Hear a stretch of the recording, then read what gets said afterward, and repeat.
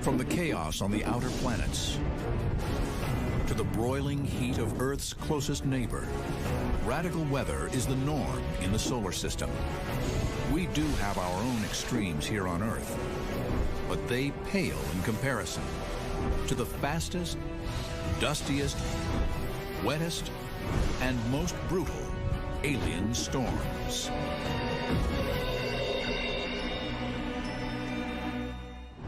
On Earth, the sun drives our weather, and sometimes drives it wild. When hot and cold collide in the atmosphere, watch out. This is true locally and globally. But storms on other planets are bigger, badder, and stranger than their counterparts on Earth. Why is that? Because of the sun? If not, what else fuels their fury? The basic laws of nature, the rules of the game, are pretty much the same wherever you go in the solar system. But every planet has its own way of playing the game. Right now on Mars, the entire planet is being covered in dust.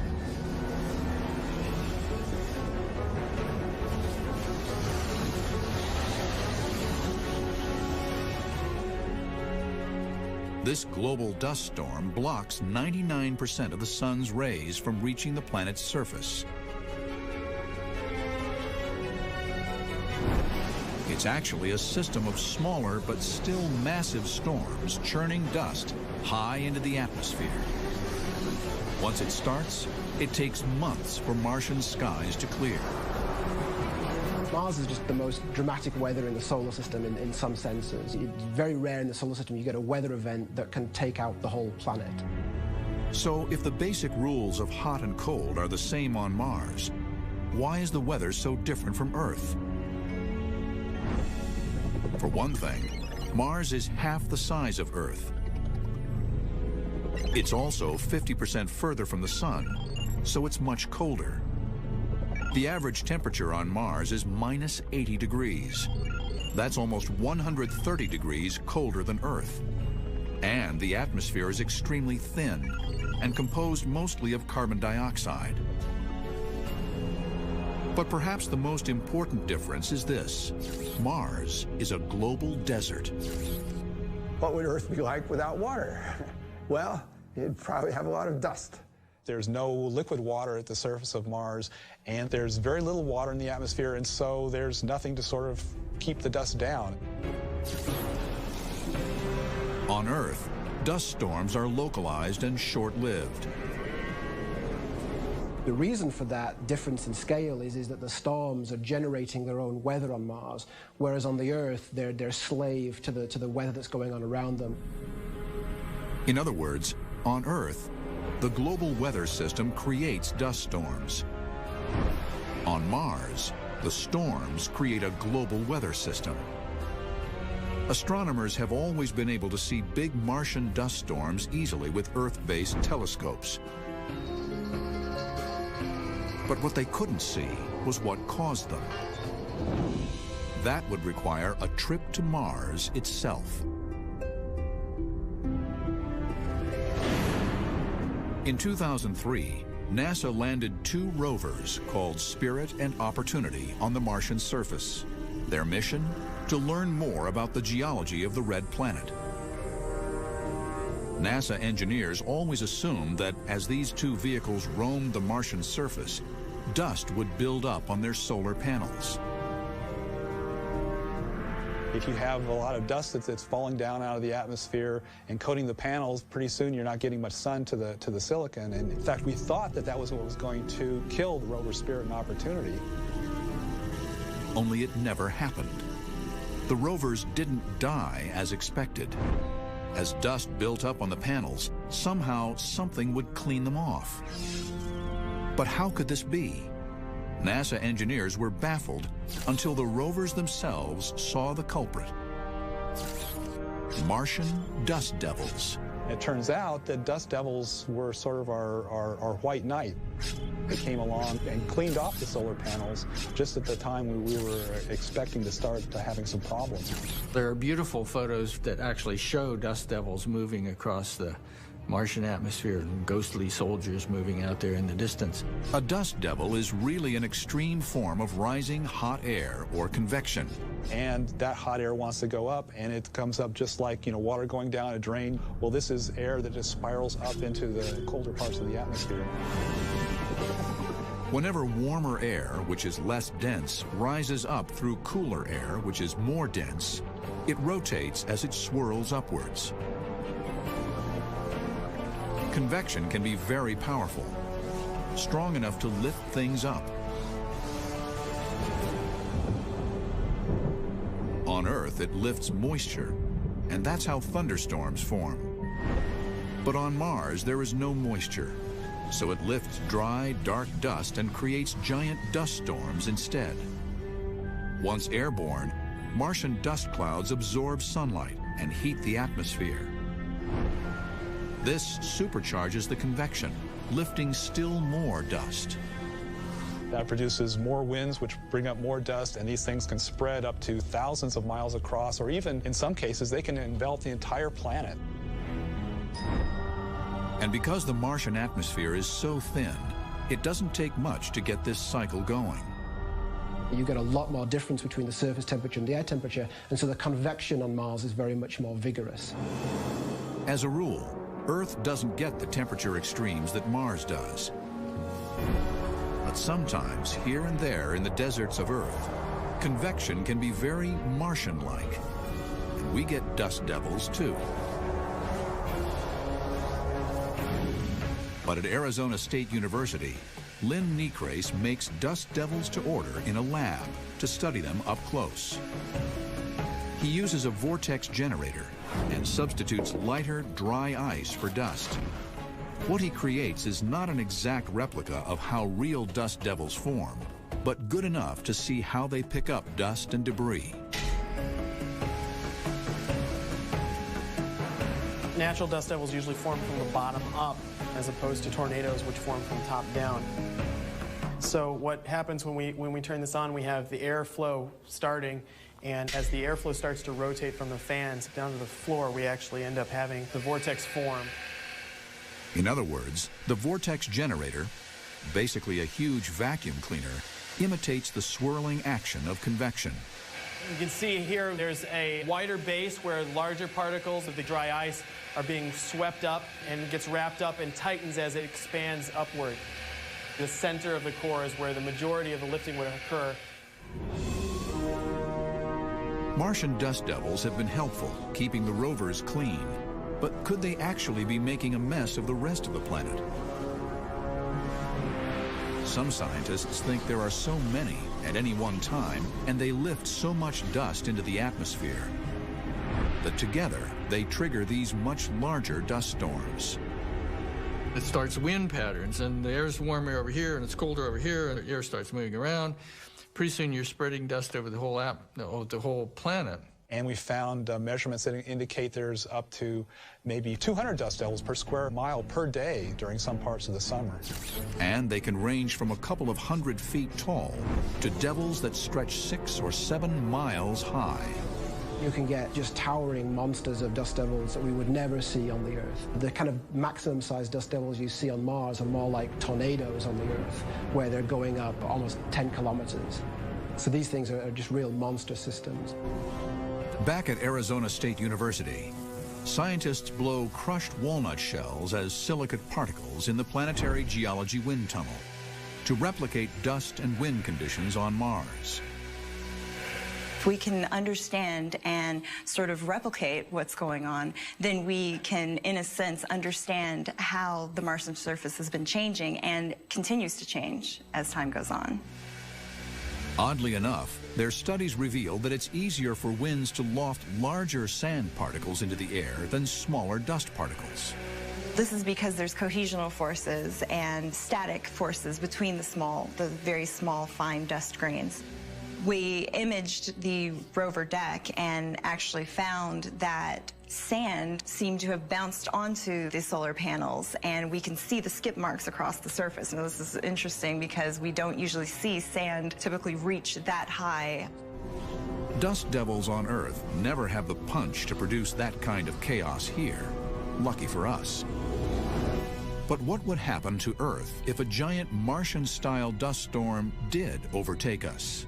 If you had dust storms of Martian size on the Earth, you would find your city being enveloped in an orange-tan haze. Air quality plunges as the storm churns. Dust blots out the sun, shutting down photosynthesis. No plants, no food. Temperatures would plummet. 65 million years ago, an asteroid may have struck the Earth, creating these same conditions, wiping out the dinosaurs. It's not going to happen on the Earth, though, because there's going to be rainfall and moisture condensing on the dust grains and so forth and dropping them out of the atmosphere. So it's very hard for something like that to spread in the climate conditions that we have on Earth.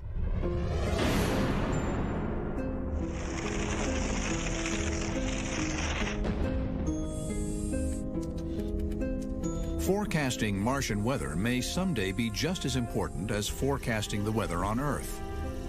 If we ever want to send a manned mission there, the word environment no longer really applies just to the meadow next door and the little stream down at the end of town. It's the whole inner solar system. I mean, that's really our environment now. The sun's energy bathes all the planets. On Earth, it creates hurricanes. On Mars, planet-wide dust storms. But with almost no solar energy, distant Neptune produces violent and powerful winds. Where do they come from? And just how bad are they? If Neptune's winds were to travel to Earth, these alien storms would literally blow us away.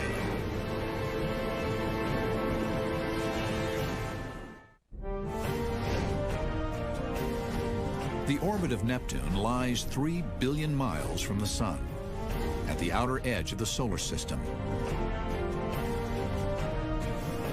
There's a lot we don't know about this big blue planet. Neptune's jet stream winds blast as fast as 1,500 miles an hour in its upper atmosphere. But how? The sun controls the weather on Earth and Mars, but it barely reaches out here. No sunlight means freezing temperatures, an average of minus 392 degrees Fahrenheit. So if there's no sun and no heat, where do these incredible winds come from? One of the interesting puzzles is that as you go further out in the solar system, you get further from the sun, the winds don't go down. You still get very strong winds. The energy for Neptune's winds must come from somewhere, and scientists are working to figure it out. Neptune's energy is certainly not going to be powered by solar radiation. In fact, the energy we detect coming out from the planet in the infrared as heat is 2.5 times the energy coming in from the sun. So the planet is creating its own heat, not from its core, which is made of rock and ice, but wrapped around this icy center is a mantle of ammonia, methane, and water, all being squeezed by enormous pressure and generating tons of heat. So while Neptune is frigid on the outside, on the inside it's giving off a lot of heat. This heat may help generate Neptune's winds, but they're still too strong to come from the mantle alone. Something else is pushing them faster and faster. Earth has a hot core too, and it's a lot closer to the sun. So why don't we have winds like Neptune? For one thing, our oceans store and release energy, and that helps generate our weather. It adds energy in places, takes it out in others, in a very complicated system. This complicated system produces a lot of wind. And just where are Earth's fastest winds found? Surprisingly, not over the ocean. They blow instead over the top of a fairly modestly sized mountain. New Hampshire's Mount Washington. The highest winds ever observed by human beings were right here on Mount Washington at 231 miles an hour on April 12th in 1934.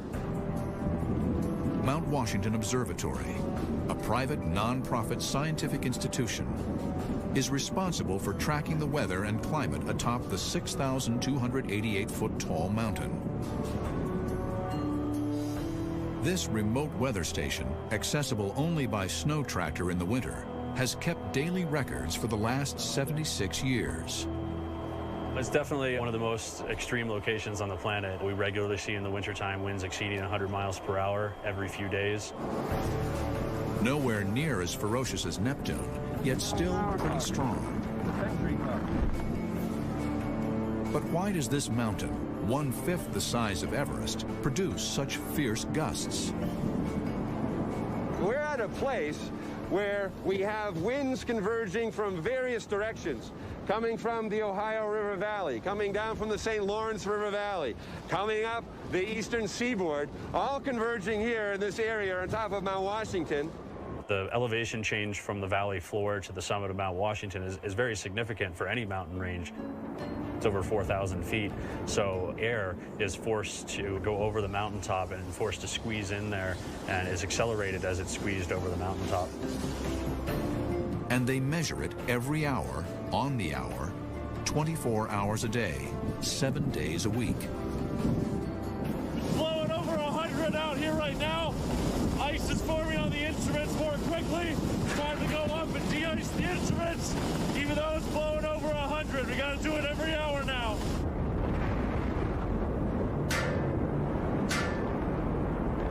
Ironically, Earth's uneven surface, which channels winds into powerful gusts on Mount Washington, ultimately knocks them down over time.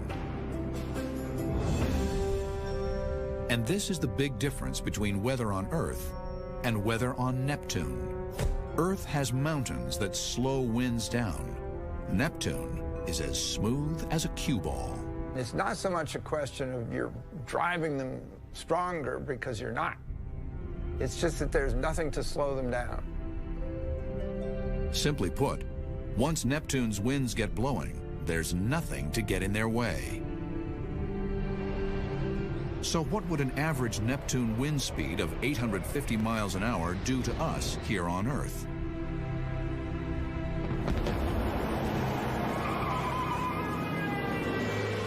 We have parking level winds in the Earth sometimes above 100 miles an hour. We consider that pretty dangerous.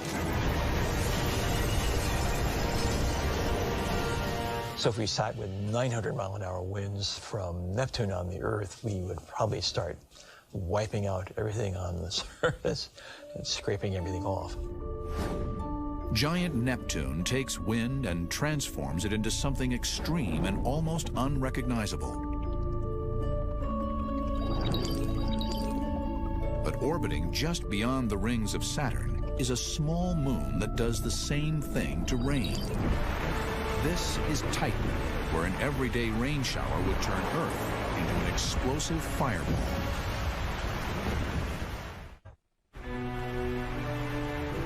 It's a cloudy day, and a gentle rainstorm starts. Here on Earth, you'd grab your umbrella and consider it a minor inconvenience. But this isn't Earth, and it's no ordinary rain. You're on Titan, a small moon of Saturn. And in this chemical downpour, you'd need more than an umbrella to protect you.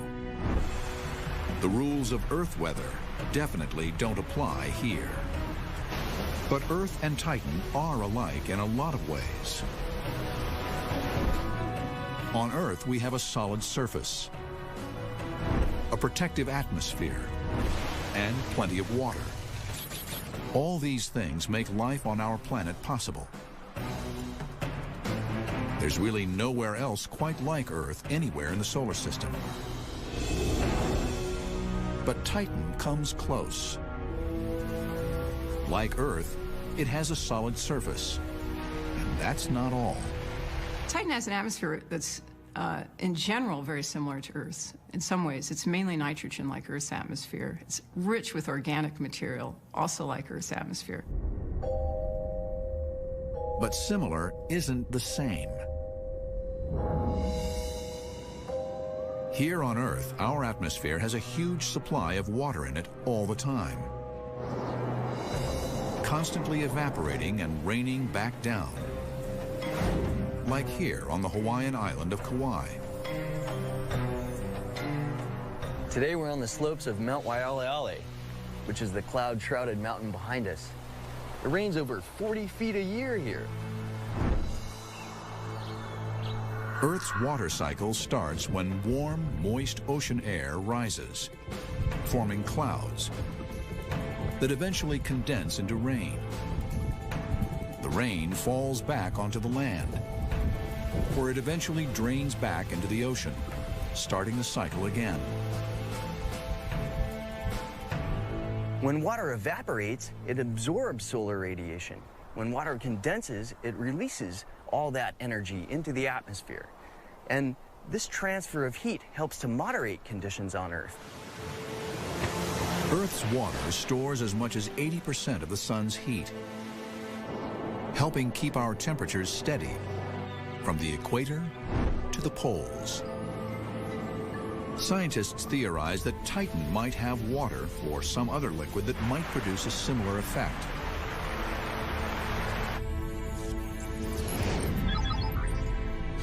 And in 2004, when NASA's Cassini probe visited Saturn, it found some pretty good evidence to support that idea. If you went to Titan and you were looking at the landscape, you would see something that in some ways would look almost familiar to you. You might see big mountains and valleys that were carved out by running liquids. In fact, as Cassini flew past hazy Titan, its radar read the surface below. Scientists saw channels cutting across the surface, much like rivers on Earth do, some as long as 900 miles. The first strong evidence of liquid on Titan. There are large bodies of liquid on the surface of Titan. Nowhere else in the solar system except for the Earth are there any large bodies of liquid. Could water, the liquid that carves Earth's mountains and valleys, also be carving these features on Titan's surface? Or could it be something else? The problem is that Titan is too far away from the sun. If it was water, it would be frozen solid. It's about minus 300 Fahrenheit on Titan, so things behave very differently on Titan than on Earth. Because it's so cold, methane, which is a gas on Earth, is a liquid on Titan. One mystery solved. But just because methane is a liquid on Titan's surface doesn't mean it's part of a weather cycle like water on Earth. So how do we know that this methane also falls from Titan's sky? That answer is shrouded in mystery, literally.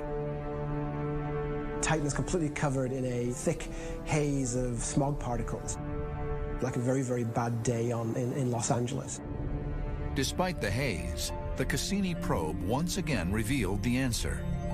We can see the upper clouds, and we can see evidence for rainfall because the clouds drop very precipitously. We hypothesize that we're seeing the effects of rainfall. Methane rainfall. We think that Titan has methane monsoons, so we think that sometimes Titan has a lot of rain that is able to carve rivers and leave large fluvial deposits on the surface. Cassini's radar imaging also revealed large methane seas on Titan's surface. If you have liquid methane on the surface, on a lake, for example, that methane can evaporate off and become methane gas in the atmosphere. So you have kind of a cycling of methane between liquid phase and gaseous phase and between the surface and the atmosphere. That's very similar to the water cycle that occurs on the Earth. But methane is a flammable gas. So why isn't Titan on fire? For any combustion, you need two things. You need both a fuel, which methane is, but you also need oxygen.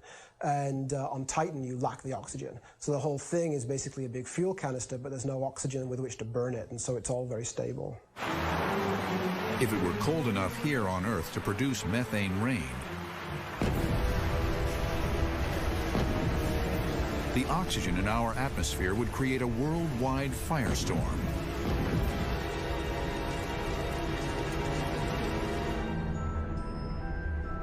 Luckily for us, that can't happen.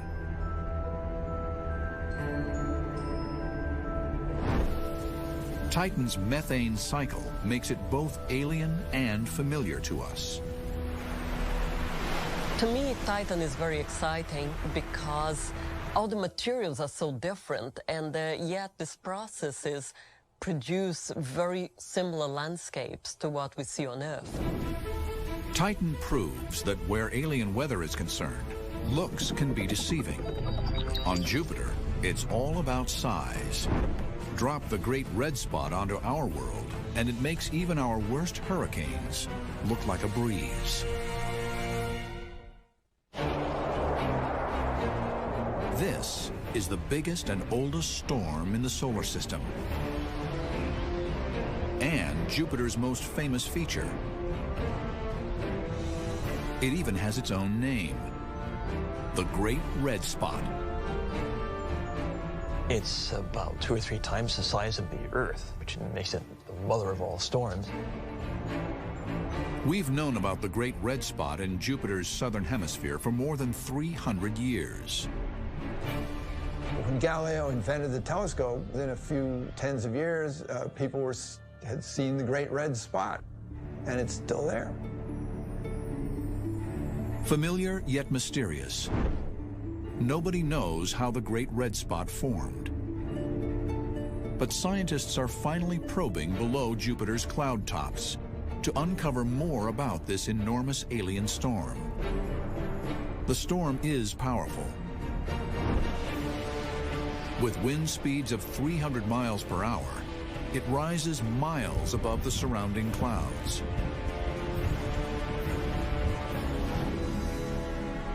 On Earth, we have storms that seem similar, though smaller and milder.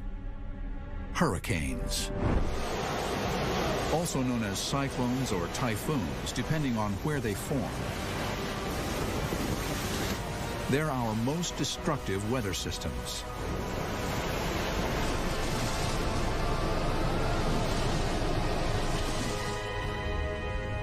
But is there more than just a passing resemblance between Earth's cyclones and Jupiter's red spot?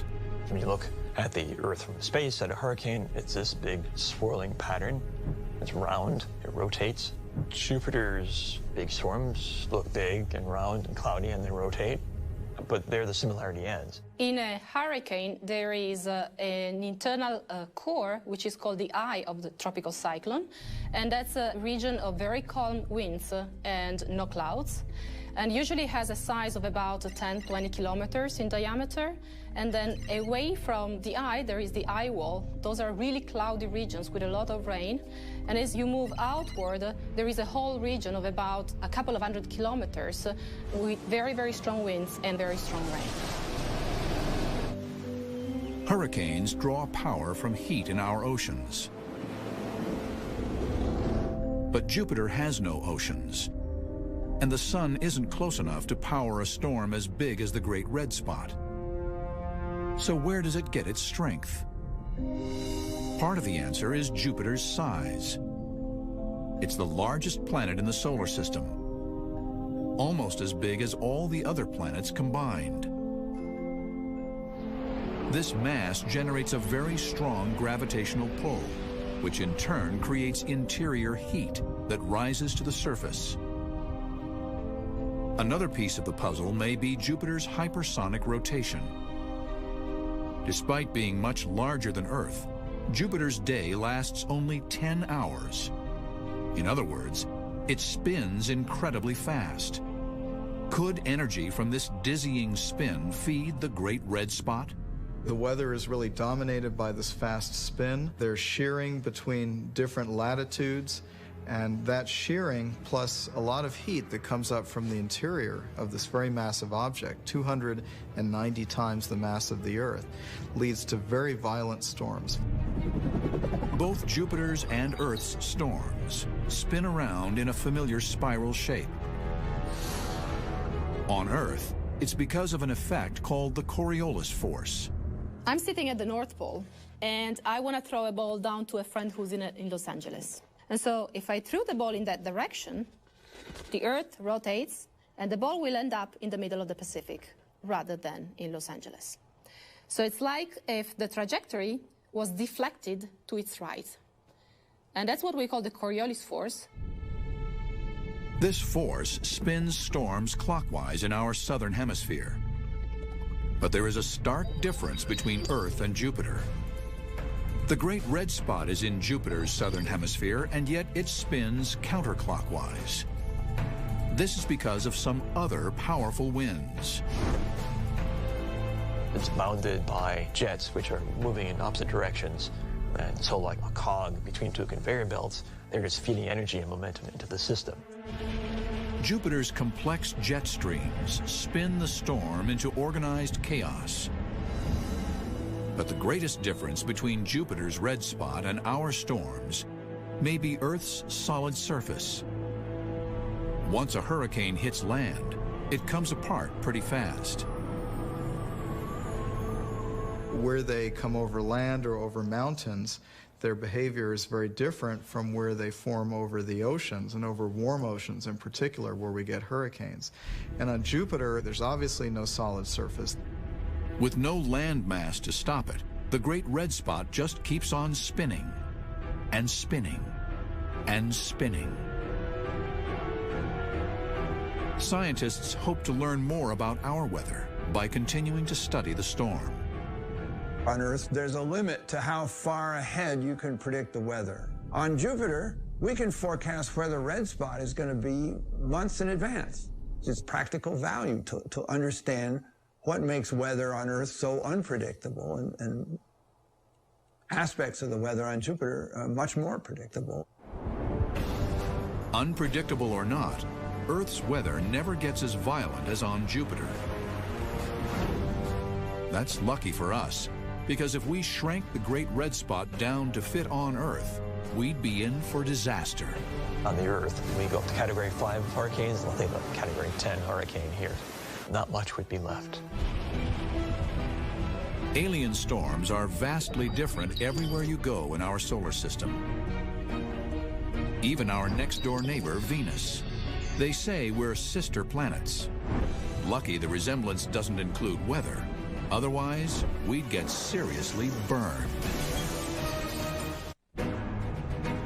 Venus may be our nearest neighbor, but somehow its weather is radically different from ours. The second planet from the Sun is a cross between a toxic waste dump and Death Valley, but even worse. So it's almost a planetary definition of hell. The temperature is 900 degrees Fahrenheit. The pressure on the surface is the same as half a mile below the Earth's ocean. And if that's not enough, the upper atmosphere of Venus is choked with sulfuric acid clouds and winds clocked at 250 miles an hour. To get a comparison for Venus, the best thing to do is climb inside of your oven and crank it up. And then in terms of pressure, you're talking about deep sea diving. It's like nothing. There's nothing comparable on the Earth. It's just a very, very extreme object. On Venus, there's just no escaping the heat. If you built up a hot spot on Venus, the massive atmosphere would just carry that heat away and spread it around. But Venus shines so brightly in the night sky because its thick clouds reflect almost all the sunlight it receives. In fact, some early scientists assumed Venus would have moderate Earth-like temperatures. When we went by Venus in 1962 with a spacecraft, we thought we would find a surface at 90 degrees Fahrenheit, sort of like Miami, Florida. We were dead wrong. Something else must be at work on Venus. But what? So why doesn't Venus cool off the same way Earth does? On the Earth, for example, we have sunlight coming in, hitting the surface of the Earth. Earth warms up a little bit, but the oxygen and the nitrogen in the atmosphere don't impede the light, so when it gets released out in the infrared, it goes right through the atmosphere and leaves and goes into space. But on Venus, the atmosphere is 97% carbon dioxide, giving a whole new meaning to the greenhouse effect. It becomes very, very hard for the surface to get its energy out. So Venus really taught us a lesson, that if you have a blanketing gas, a greenhouse gas, it can warm up the atmosphere tremendously. But why does Venus have so much more CO2 in its atmosphere than Earth? The two have much in common. They're even called sister planets. They're almost the same size, have roughly the same amount of carbon, and billions of years ago, both had lots of water. But eons ago, their paths mysteriously diverged. On Earth, water fostered life. The Earth has most of its carbon in life forms, in the trees and the animals. But if you took all that carbon that's in the near-surface rocks and burned it up or released it, you would then create an atmosphere very much like Venus. Venus's close proximity to the sun made it too hot to sustain liquid water. Instead, its water evaporated into the atmosphere, trapping the heat deposited by the sun and creating a runaway greenhouse effect. Once in the atmosphere, the water molecules were exposed to solar ultraviolet rays that broke the molecules apart. It really wasn't recognized by the scientific community how important the greenhouse effect was prior to going by Venus and seeing this amazing place where it was 900 degrees Fahrenheit, not 90. It took several doomed missions to Venus to figure it out. Starting in the 1960s, both the United States and the Soviet Union sent unmanned probes past the planet and down to its surface. It didn't take long before Venus crushed and burned them. Then, in 1981, the Soviet lander Venera 13 set a record for survival on the surface of Venus. 2 hours and 7 minutes. It was able to take pictures and samples of the surface before being overcome by the heat. You're sitting there with this 900 degrees Fahrenheit heat all around you. It's going to get in there and bake you after a while. Scientists one day hope to send a probe to Venus that can survive its hellish environment, to help us confirm our theory of how this planet went astray. Because if circumstances were just a little different, our sister planet might just be our twin. Remove our atmospheric shield, and you're on the road to hell. As soon as you're heated up to something like 400 degrees or so, you probably start getting some smoldering smoke, and way before it gets to 900 degrees, the Earth would burst into flames because of all the oxygen around. Once the oceans boiled away, the carbon locked in rocks on the ocean floor would cook, and over millions of years re-enter the atmosphere. Probably if you came back to the Earth system after this happened, you'd find a planet looking much like Venus. We're a long ways away from such a drastic change, but it's sobering to look at Earth's sister planet when the sister planet went on a very different track than we did. So cosmic forces turned Venus into a planetary barbecue. But on this violent, stormy world, time and the elements have produced some of the strongest thunderstorms ever measured. Welcome to Saturn.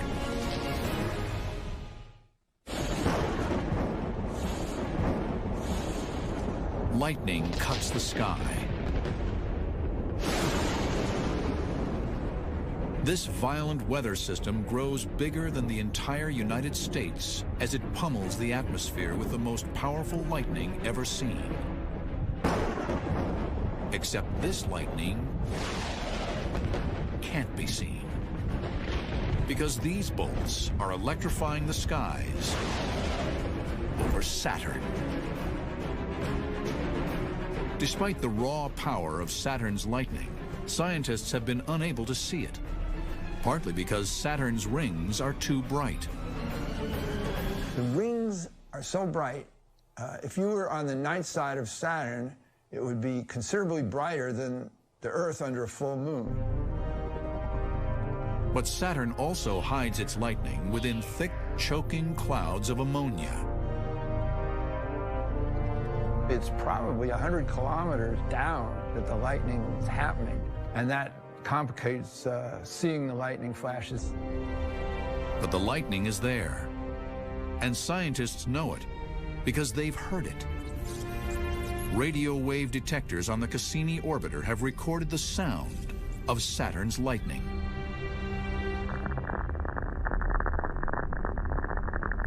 We can hear the static of lightning just as you could with an AM radio going down the highway on Earth. And this static reveals the power of the lightning that we can't see. You can measure the energy in those radio waves and compare it with the energy that your radio picks up when there's a thunderstorm around on Earth. And the Saturn ones are big. They're more powerful, maybe 100 times. And Earth's lightning can help scientists understand how storms work on Saturn. Within Earth's storm clouds, just like in Saturn's, updrafts drive moisture higher, causing ice to form. These ice crystals rub against each other, take on a positive charge, and become attracted to negatively charged water droplets lower in the cloud. This sets the stage for a potentially powerful discharge of energy. Once you get that charge separation that builds up so intensely that some theorize that it can be as strong as 100 million volts, that the cloud then must release that energy. On Saturn, the same thing happens on a much larger scale. In fact, the lightning is 100 times stronger than Earth's. That's a staggering 10 billion volts of electricity. Thunderstorms in Saturn's southern hemisphere span thousands of miles and can last as long as a month. But scientists aren't sure what makes Saturn's storms bigger and longer lasting. It could be Saturn's supersaturated atmosphere. Probably the fact that there's more water in the atmosphere, pound for pound, on Saturn makes the storms bigger. More water droplets means more friction, which means bigger lightning bolts. But energy emerging from the planet may also contribute to the power in Saturn's thunderstorms. It turns out that where Lightning Alley is on Saturn is a place where the winds are flowing the slowest. If you go deep down in the atmosphere, you'll see the same winds as you do up high. It's a place where the energy being released deep down below can make it on up to the upper atmosphere without being sheared apart, and allows storm systems to be organized. Earth's atmosphere isn't built that way. So, as violent as our storms get, they're nothing compared to the systems on Saturn. Even a run-of-the-mill mega thunderstorm on Saturn would devastate us here. A Saturn-sized thunderstorm on the Earth would mean a thunderstorm that grows to cover all of North America and presumably has very strong winds and rain. This is something that's unprecedented on the Earth. Saturn's hyper-violent thunderstorms are proof that our planetary neighbors have weather far more ferocious than ours.